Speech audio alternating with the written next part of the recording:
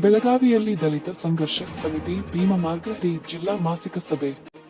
ಬೆಳಗಾವಿ ದಲಿತ ಸಂಘರ್ಷ ಸಮಿತಿ ಭೀಮಮಾರ್ಗ ರಿ ಜಿಲ್ಲಾ ಸಮಿತಿ ವತಿಯಿಂದ ನಗರದ ಕನ್ನಡ ಸಾಹಿತ್ಯ ಭವನದಲ್ಲಿ ಮಾಸಿಕ ಸಭೆಯನ್ನು ಆಯೋಜಿಸಲಾಯಿತು. ಸಭೆಗೆ ರಾಜ್ಯ ಸಂಘಟನಾ ಸಂಚಾಲಕರಾದ ಶ್ರೀ ಸಂಜೀವ ಕಾಂಬಳೆ ಅಧ್ಯಕ್ಷತೆ ವಹಿಸಿದರು.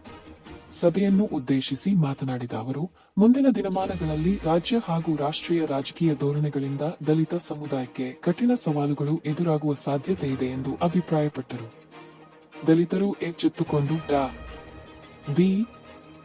ಆರ್. ಅಂಬೇಡ್ಕರ್ ಅವರ ಆಶಯಗಳನ್ನು ಅರಿತು ಪ್ರಬುದ್ಧರಾಗಬೇಕು ಎಂದು ಕರೆ ನೀಡಿದರು. ಈ ಸಂದರ್ಭದಲ್ಲಿ ಜಿಲ್ಲಾ ಸಂಚಾಲಕರಾದ ಶ್ರೀ ದುರ್ಗಪ್ಪ ಮೇಲಿನಮನಿ ಅವರನ್ನು ಸತ್ಕರಿಸಲಾಯಿತು.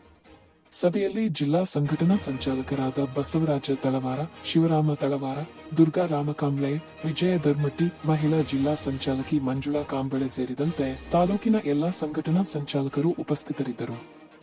ಸಭೆಯು ಸಂಘಟನಾ ಬಲವರ್ಧನೆ ಹಾಗೂ ಮುಂದಿನ ಹೋರಾಟಗಳ ಕುರಿತ ಚರ್ಚೆಗಳಿಂದ ಗಮನ ಸೆಳೆಯಿತು.